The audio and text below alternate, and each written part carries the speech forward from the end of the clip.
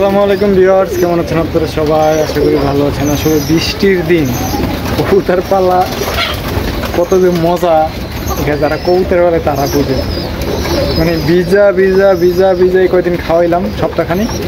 মানে প্রতিদিনই টঙ্গিতে মোটামুটি একটু একটু বৃষ্টি হইতেছে। এটা হচ্ছে বৃহস্পতিবার না, বুধবার থেকে টুকটাক বৃষ্টি হইতেছে, তারপরে বৃহস্পতিবার গেল, শুক্রবার গেল, শনিবার গেল।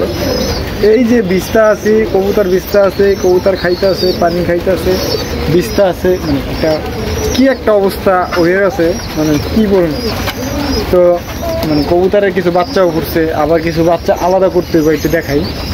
এই দেখেন বর্তমানে ঘরের রুমের অবস্থা। এই যে মানে বিকেলে এসে খাবার দিলাম, নিচে খাঁচাগুলোতে কবুতর রাখি নেই, কারণ নিচে যে মুরগি টুরগি আছে, হ্যাঁ, এখানে মনে করেন এই কবুতরের বাচ্চা টাচ্চা আছে, এই বাচ্চা টাচ্চা আছে।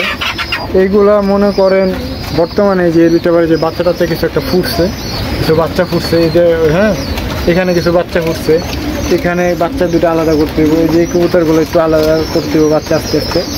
তারপরে এখানে যে বাচ্চা আছে খাবার খাইতেছে, হ্যাঁ এইখানে বাচ্চা আছে, এই যে এখানে নিজে নিজে বাচ্চা খাবার খাইতেছে।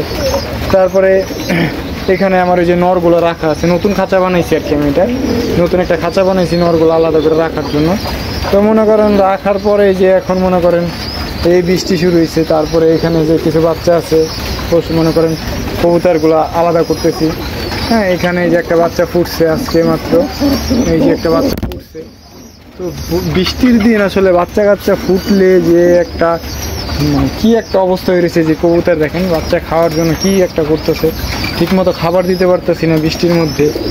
আবার হচ্ছে বৃষ্টির মধ্যে নিজেও ভিজা ভিজা করতে যাচ্ছে।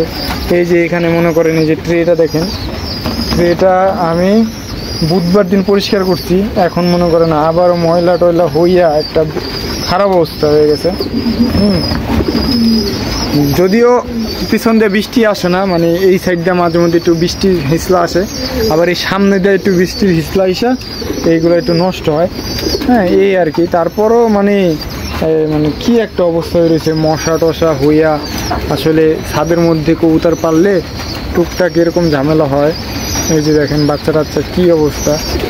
যদিও খাবারটা ঠিকমতো দেওয়ার চেষ্টা করতেছি, কারণ হচ্ছে ঠিকমতো খাবার না দিলে ঝামেলা। এর মধ্যে কবুতর আবার ঠিকমতো খাবারও খাইতেছে না, বাচ্চারও ঠিকমতো খাবার খাওয়াইতেছে না। হ্যাঁ মোটামুটি একটু গ্যাস হয়ে আছে, সব কিছু রেগুলার করতেছি, তারপরেও আসলে এই অবস্থা। পরে আবার এইখানে থরের যে খাঁচায় মানে উড়ার কবুতরগুলোরে খাবার খাওয়াইতেছি ভিজায়া ভিজায়া। হ্যাঁ তারপরে হচ্ছে ভিজতেছে, একটা প্রবলেম হচ্ছে ভিজতেছে। আজকে কবুতরগুলো ছাড়ছিলাম, বৃষ্টি নাই, চিন্তা করছি একটু রোদ উঠছে, এই বৃষ্টি কবুতরগুলো একটু ছাড়ি।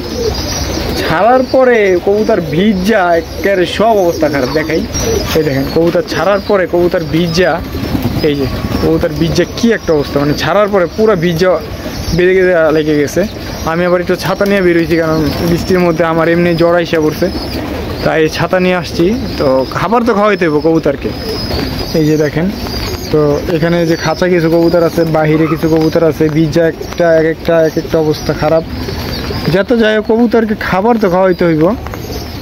এর মধ্যে ভাগ্যটা ভালো, আমি একটু লাইট দিয়ে দিছিলাম, যে কারণে এখানে আমি একটু সন্ধ্যার দিকে এসে কবুতরগুলোকে খাবার দিতে পারি।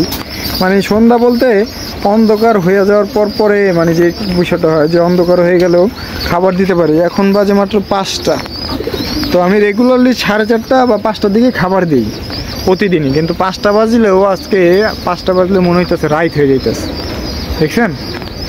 তো যাই হোক ভিউয়ার্স, সকলে ভালো থাকবেন, কবুতরগুলোর জন্য দোয়া করবেন। কবুতরগুলো ভিজা একদম খারাপ অবস্থা, যাই না এগুলো আসলে অসুস্থ হইলে একেবারে মাঠে মরে যেতে হবে আর কি।